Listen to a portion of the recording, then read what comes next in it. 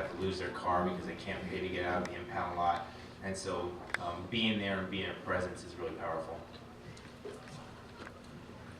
I have two questions.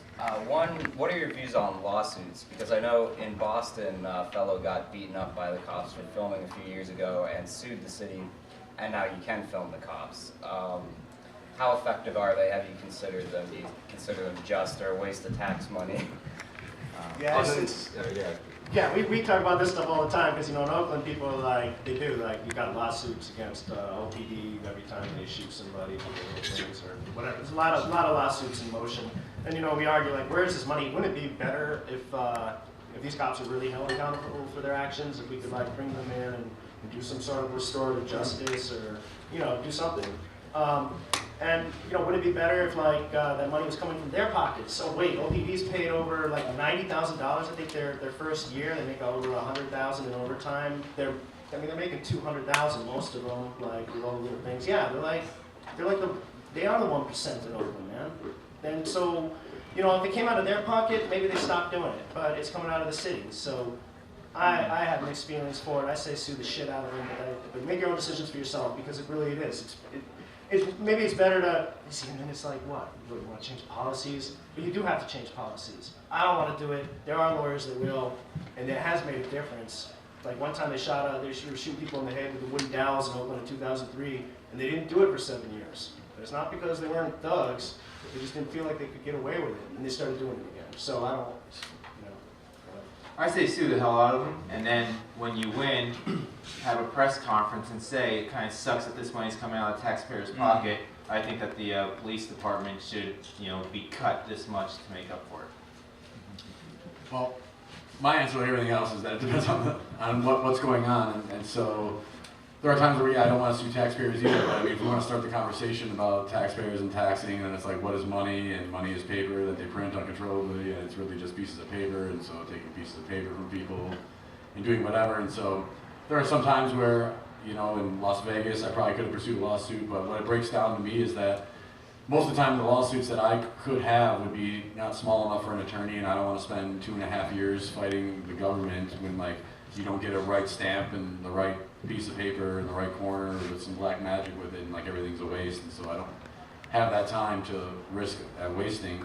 But if there is a case like when Pete and I were arrested in Massachusetts, there's a lawsuit that I'm going to have with Greenfield, and if maybe by some miracle chance the government says my last wiretapping arrest was wrong, then I probably have some grounds for a lawsuit. And if somebody wanted to put the work into that because they see it profitable, then I would do something like Antonio said, try to do more good with that resource of whatever it is, and then, but I don't have much faith in that because I've always wondered this because there's a lot of people who have sued police and won, and yet none of them started a cop block or gave away 1 million cameras or anything like that. So I always wondered why people, sue the police and then don't try to hold them accountable for what they did to them. Yeah, Terry Bresley, Checkpoint USA out there, he won a settlement after a decade-long suit with going through some internal checkpoint, and with that he bought some cameras and gave them some activists and things. But me personally, we got arrested in Mississippi in '09, and I was 29. That was my first time I was ever kidnapped and caged,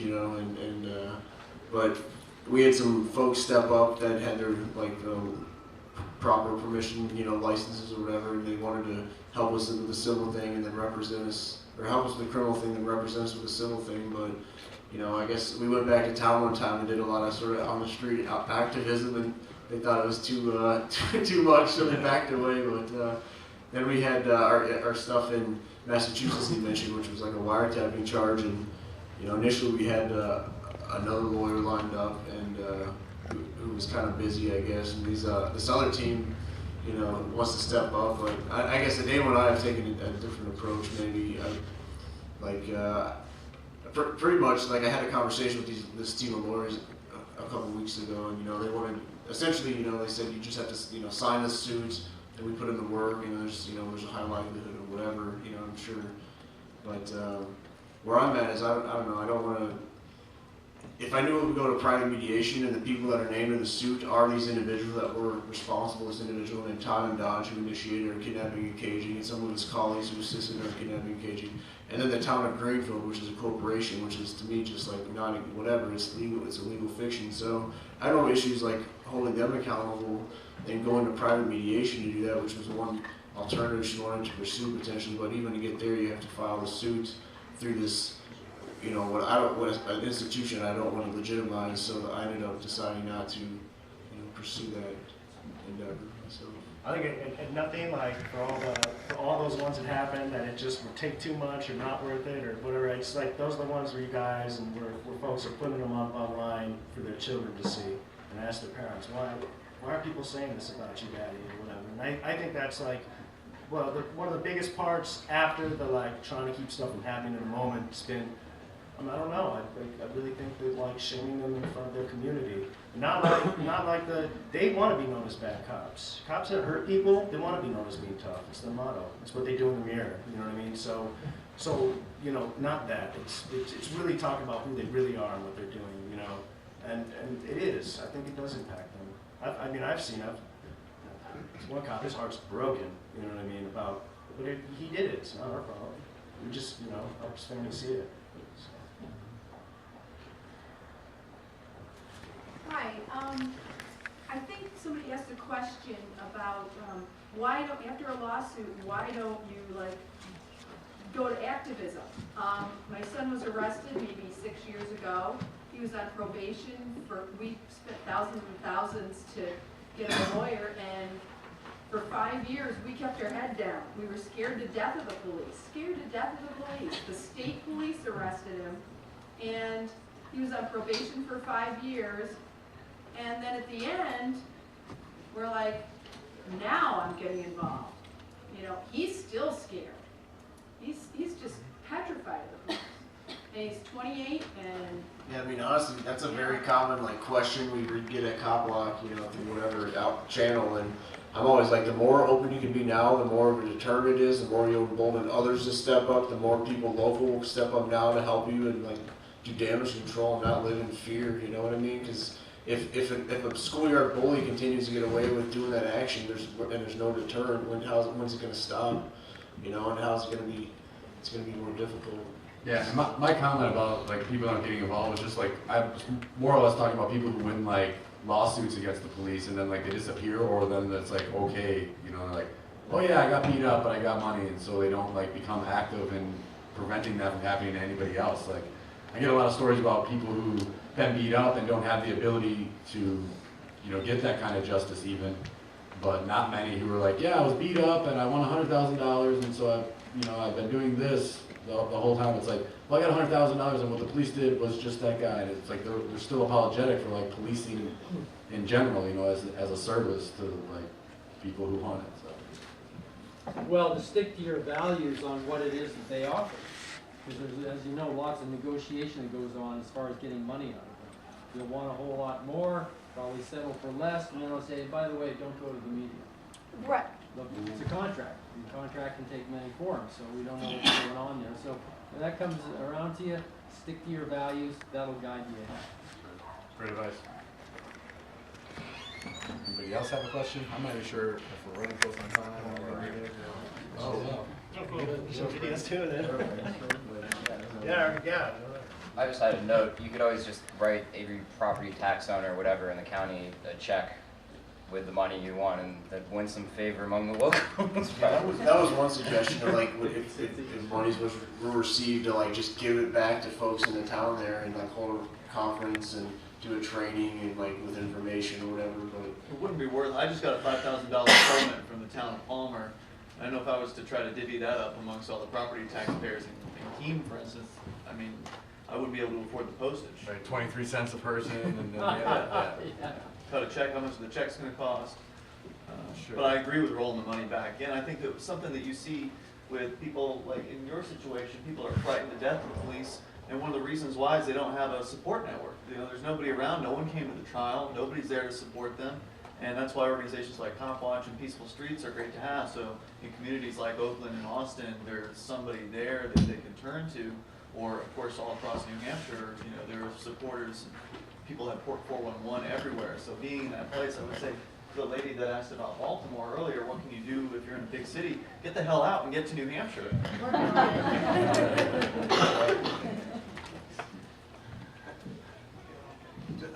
Yeah, Jacob and Antonio, you guys have like and Ademo too. You guys have like practical, like what 2-minute overview would you give someone how to like best protect themselves, you know, from threats from folks who have badges? I mean, just like what are some of the nuts and bolts and things? And I think you guys each have different experiences. Want to go in circles? Sure. Well, you know, I think you watching the police, like Cop Watch is obviously it's a group, but you know, it is. I gotta emphasize it. It's an idea. It's the idea that's built around that we have a right to watch the police. I've spent a decade doing organized shifts. I think it's a good thing to do. If you can go out with a friend, you know. If you see something, I do. It's like you took your risk. Were you by yourself that day or on New Year's? Yeah. Dangerous stuff. I had a friend. Oh, with okay, me, cool. But well, we weren't cop watching. It was just we just stumbled upon a Yeah. situation. But that's the thing. Okay, so you stumble, like, you know, make your moves and do what you feel comfortable with doing. But if you're going to do it serious, like, you need to partner up. Because even just, you know, you take that from the idea of being a group, an organization, but just out on the street, you need to have like one person. Well, you're gonna be blocked. So we go out in groups. I'm imagining that we all go out with multiple cameras from multiple angles. When we approach the police, we approach slow, and we treat them like wild animals. Like they're scared. If they're scared, they're dangerous, right? So you don't want them to be scared. And you know, it does better for them not to be angry, because again, if your goal is to make a situation better, like, what's the point? So yeah, when we approach them slow, we never like run up on them and stuff. I mean, sometimes stuff's going down, and you're like, you know, but you know, there's risks. So all they're trained to do is just do that stuff. So yeah, I generally, the cops know the cop watches, and people who are stopped due to, it's pretty much out there. But you know, if there is any question, you know, when you walk up to the police, I would say that I always look at the victim and I go, hey, I'm here for you, not with the police. And you know, you can say you're with the group you're with or what your intentions are, but I prefer talking to the person that's been stopped. And briefly, I don't want to be accused of interfering in anything. It's just let them know who I am and what my intentions are. Then the cop will go, you know, can you step back or play that game, or they won't. But either which way, if the second the cop comes to engage me, I get that badge number immediately. It goes into their brain, ching ching, this person knows something.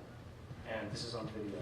And anything I do after this, there might be consequences. I would have to erase it. And they start going through all these layers of what is the value of my interaction with this person right now? Can I leave it or should I leave it alone? Maybe I will. And they do. You know, so it's just, it's not trying to fight. It's like, you know, everything is to like get them to move. And so, you know, everything from your body language to the words you use. And I don't think that there's any police interaction that cannot be handled verbally. I really strongly think that we can really do a lot with our minds. Their minds are not as strong. And you know, that'll be evident if you actually go out there and talk to them. They're not, they follow orders. They're not always the brightest people in the world. And so they're also easy to talk to and to get them understanding even more about what your positions are. So that is where I do think it is good to talk to them. I think they're told to do a job, it's a hard job, they're taught to break laws, to enforce laws, this, that, and the other, you know, and we have rights too, and so, you know, they need to understand that. I'd also say that if you ever have interactions with the police, I have them all the time, and I always just tell the cop, look, man, you know I'm here, and I guess we're in a situation where they do actually understand why we're here, because they do plant drugs, so they do plant drugs, and they enter homes illegally, and they hurt people, and all that, so they understand why we're here. But I always tell them, like, look, I mean, you don't have to come to me. I'm not trying to be your best friend or anything. I don't even want to talk to you. But the fact is if there's something wrong, if there's something that you see that's happening, you can get it out. You can get it out to We Cop Watch or to Berkeley Cop Watch or screw Cop Watch. You can get out to any one of these, you know, anti-police or pro-cop. They're everywhere. And so people, they do have the power. They've got the information. And if the cops really about it, and then that's the first thing. So all the cops who are watching this video, you know what I mean? Dude, you got a problem with police, do something about it. Like, we're tired. Like, we got better things to do than watch the police. If you got a problem, like, with what we're doing, like, change it. Like, turn people in. Like, Like, be a man, be a woman, be a grown-up, do whatever, like, do it. So, I mean, why do we have to do it? I mean, we should all be, I guess that's what it is like, we need to enter this next world. We're not relying on these institutions that obviously aren't favorable to us. We need to like literally go back to what it means to have a neighbor, to have a community, and to look out for people who have needs, and do it like that. So